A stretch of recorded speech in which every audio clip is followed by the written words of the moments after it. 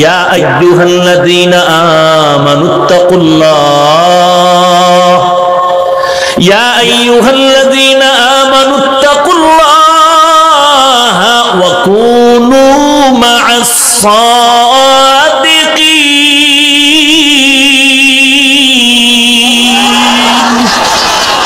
সোহবতে সালেহ তোরা সালেহ কুনা, সোহবতে তানে তোরা তানে কুনাতিক জমানা, সোহবতে বা আউলিয়া বেহতার আজ সদ সালে তাআত বেরিয়া।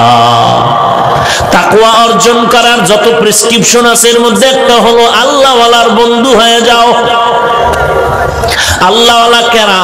যারা বিড়ি টানে, যাদের দাড়ি নাই টুপি নাই, এরা আল্লাহ ওয়ালা। আলা ইন্না আউলিয়া আল্লাহ লা খাউফুন আলাইহিম ওয়ালা হুম ইয়াহজানুন আল্লাযীনা আমানু ওয়া কানু ইয়াত্তাকুন। সাবধান হে আউলিয়া কেরাম, এক বচনে ওলি, বহু বচনে আউলিয়া।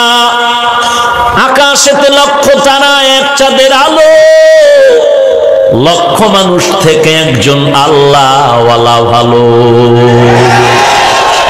আউলিয়ারা কারে অকবা ইখতিয়ার জাহে না, কারে দুনিয়া ইখতিয়ার। মাইলে মোমেন সোয়ে মোমেন মিশাওয়াত, মাইলে কাফের সোয়ে কাফের মিশাওয়াত। আল্লাহ ওয়ালা হওয়ার জন্য দুইটা গুণ লাগবে। এক নম্বরে পরিশুদ্ধ ঈমান, দুই নম্বরে তাকওয়া। তাকওয়া মানে আল্লাহর ভয়, তাকওয়া মানে ইখলাস। থাকে কই? দেখা যায়। দেখা না যাওয়ার কারণেই তো মুনাফিকরা চুরি করে। কি চুরি করে? 40, 50, 60 বছরের ভাই, মাথায় কেন টুপি নাই? তাকওয়া তো অন্তরে আছে, টুপি না পরলে অসুবিধা কি? 60-70 বছর হায়াত হয়ে গেল, দাড়ি নাই কি ভাই? বলে তাকওয়া অন্তরে আছে, দাড়ি না রাখলে অসুবিধা কি? মদিনার পোশাক নাই কেন? বলে তাকওয়া তো অন্তরে আছে, মদিনার পোশাক না পরলে অসুবিধা কি? একজন আল্লাহর ওলি চমৎকার একটা উদাহরণ দিয়েছেন, বলবো? কত আর ভেজালওয়ালা আম খাবেন? যে আম খাইলে পেটটা ঠান্ডা হয়ে যাবে, ওই আম খাইলে এখন বাথরুম ডাইরেক্ট হয়ে যায়। কেন? মানুষ অন্যের দোষ দিয়া লাভ নাই, নিজের মাথায় নিজে ছুরির আঘাত করতেছ। কত বড় নিমক হারাম! যারাই ফলের মধ্যে ভেজাল করো, ওই ফল তো তোর বাচ্চা খাবে, তোর মা খাবে, তোর বোন খাবে, তোর আত্মীয় স্বজন খাবে। বিষ মিশায় দিলি কেন?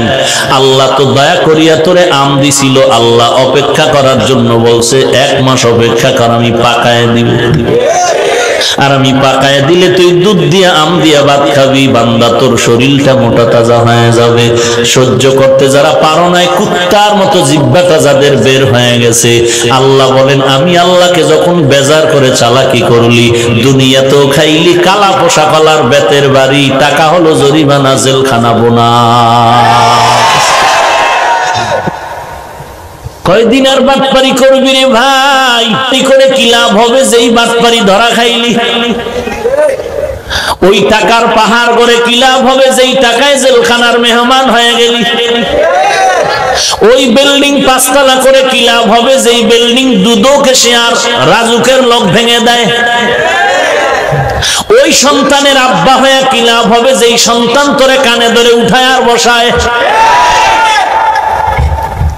ওই স্ত্রী বিয়ে করে কি লাভ যেই স্ত্রীর কারণে তুমি স্বামী মানুষের সামনে মুখ দেখাতে পারো না? এরে নবীর উম্মতের দল, এই সব ভেজালের পেছনে তিনটা দোষ আছে, দুর্বলতা আছে। এক নম্বরে জাহান্নামের ভয় নাই, ধর্মীয় কোরআন সুন্নাহর গভীর শিক্ষা নাই। তিন নম্বরে তাকওয়া ওয়ালা কোনো মুরব্বি নাই।